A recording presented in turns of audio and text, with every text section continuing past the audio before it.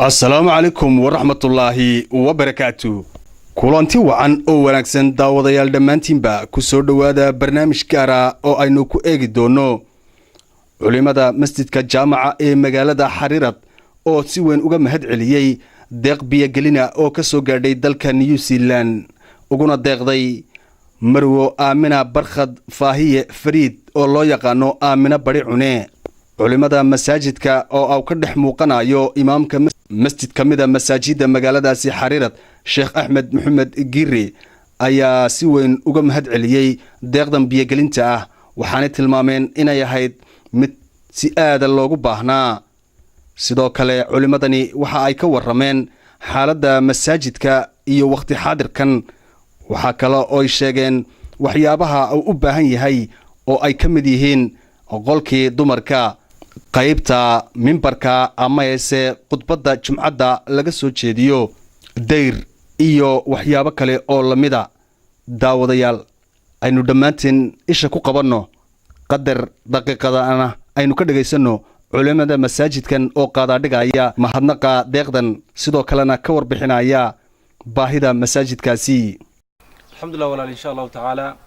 halkan waxaan isku imanay oo waxa weeyaan ugu mahadnaqaynaa biyagelintan waxa weeyaan masaajidkan Xariirad la noogu sameeyay masjidul aqsa gaar ahaan masjid aqsa ay noo sameeysay markaa walaashayo waxa weeyaan Aamina Barkhad Faahiye oo waxa weeyaan degan dalka waxa weeyaan New Zealand ayaan waxa weeyaan insha Allah taala biyagelinta balaaran ay noo sameeysay baan aad iyo aad boqolkiiba boqol ugu mahadnaqaynaa iyadana insha Allah taala ajir iyo xasanaad iyo markaa waxa weeyaan markaa walaal cimri wanaagsan insha Allah taala ugu ducaynayna taas ka soko waxa weeyaan insha Allah taala waxa kale oo insha Allah taala masaajidkan ka muuqda meelo fara badan oo uga baahannahay sida sawirada idinku jirta waxa weeyaan dayrkaas oo waxa weeyaan naga qabiyo dhagaxa casad arkaysan waxa weeyaan ugu dhisan yahay bilafoonkii oo waxa weeyaan isaga laftiisa ka maqan marmar oo isaga laftiisa waxa weeyaan loo baahan yahay waxa kale oo inuu arkaynaa waxa weeyaan barkadii biyo caaga yar waxa weeyaan jamaacadooda ay isticmaalayaan iyada lafteedana insha Allah taala weyn u baahannahay minaarad baa kamida waxa weeyaan sheeyasha qabiyada ee masaajidka waxa weeyaan in wax la nooga qabtaan uga baahannahay kaniifyadii waxa weeyaan insha Allah taala ku filayn marka waxa weeyaan insha Allah baahiyahaas oo muuqdo oo dhan la soo koobi kareyn baa waxa weeyaan kamida qaasa waxa kale oo arki kartaan qaybta dumarka masaajidka waxa weeyaan bac loogu kala xiray iyada lafteedu waxa u baahan tahay iyadana in gaar loo sii rageena gaar waxa haweenkana waxa weeyaan qayb yar oo ku filan inaynu helabaan insha Allah taala aanu rajeynayna marka waxa weeyaan baahiyahaas aasa marka masaajidka waxa weeyaan ka muuqda insha Allah waxaanu rajeynaynaa sida waxa weeyaan insha Allah taala walaashayo gabadha waxa weeyaan Aamina ay u soo tabarooday biyahaas oo kale Ilaahay ka xasanaad siiyo saas oo kale waxa weeyaan tabarrucaad lamida cid waxa weeyaan marka ka geysanaysa hadii Ilaahay yiraahdo baynu insha Allah taala aad iyo aad marka uga rajeynaynaa marka waxa weeyaan insha Allah taala qofku waxa weeyaan masaajid wax ka geystana waa in gurigii jannada waxa weeyaan wax ka jannada waxa weeyaan guri ka dhistay iyo uga mid tahay marka arinta ajirka waxaan insha Allah taala aanu marka waxa weeyaan kan doonaynaa in marka wala insha Allah taala cidii waxa weeyaan ka geysanaysa insha Allah taala ka geysato فليتفضل إن شاء الله تعالى أنت كلام كتير ولا الله إن شاء الله تعالى كدري بسم الله والصلاة والسلام على رسول الله صلى الله عليه وسلم الحمد لله إلهي ومهدله ولا الكي يقول لما يجي مرتنا باهيد مسكيت ودهانت بوشيء جزاك الله الخير تذكي بيها قلينا وحالنا هاي جزاكم الله الخير خير الله ينسيه الله ينقابل مريو وحكلا مرتنا باهيد كلا وتعطي وما نسيه وجنية بركت بيه مرتنا لو شبطة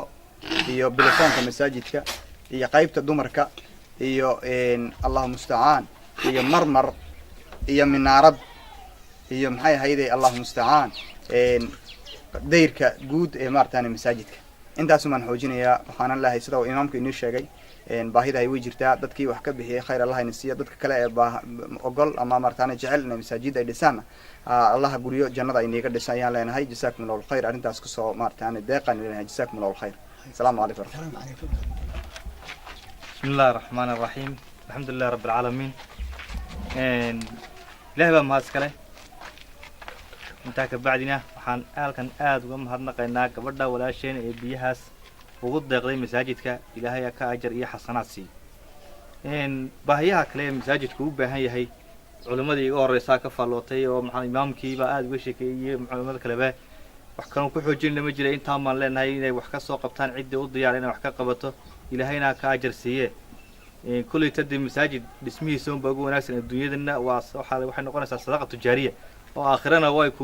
kaaga horeynaysaa walaalaha kale muslimiintana waxaan leenahay walaalayo intaas baahiyaas masaajidku leeyahay wax ka soo qabtay oo gacan ka soo geystay waxay sheegay culimadu waxay sheegtay weeyaan hadalkiisa badan wax kuma yaalo dayrka iyo umuraha ay sheegeen weeyaan taladu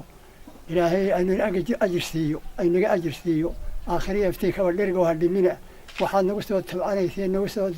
hagaajinayseen ilaahay naga soo hawilo annagana na soo gaarsiiyo yaa naga mahadnaqnaa yaa allaan khayr annaagsi daawadayaasha qiimaha iyo qadarinta naga mudanow intaasi waxaa inoogu dhan barnaamijkii gaarka ahaa aynu maanta ku eegaynay culimada masaajid ka mida masaajidda magaalada xariirad ahna masaajidkii ugu horreeyey ee magaaladaasi oo si ballaadhan uga mahad celiyey deeq biyogelin ah oo ay ugu deeqday marwo aamina barkhad faahiye oo masaajidkaas oo muddo badan biyola'aa soo gelisay qasabad kuwa biyaha qaada ah daawadayaal inta aan barnaamijkan mid lamida ku kulmi doonno waa anigoo maxamed cawaalo daahir ah oo idinka baaqaya istuudiyaha labaad ee shabakadda Shinila News ee magaalada Saylac waxaan idinkaga tegayaa nabadgelyo iyo nooli kulantii